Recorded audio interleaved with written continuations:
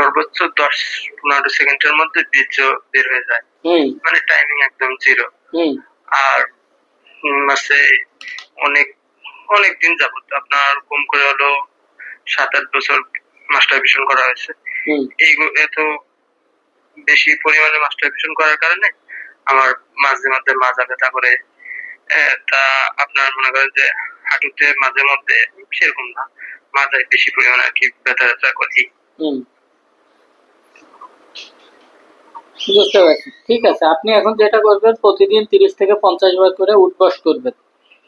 আর খাবার দাবারের ভেতরে আপনি খেজুর, মধু আর বাদাম, এই 3টা খাবার আপনি বেশি বেশি খাবেন। হ্যাঁ, সারা সপ্তাহ ঘুরায় ঘুরায় রীতিমতো যখন যেভাবে স্ন্যাক্স নিতে ইচ্ছা করে এইভাবে এই 3টা খাবার হচ্ছে আপনার জন্য বেশি কার্যকরী হবে। আর ওষুধপত্রের দায়িত্ব আমার উপরে ছেড়ে দেন, ওটা আমি সাজাই গুছাই গুরুত্ব দিয়ে লিখে দিব। হ্যাঁ, আর যেহেতু সময় আপনার হাতে কম, আমি সেইভাবেই সাজাই দিব আপনাকে।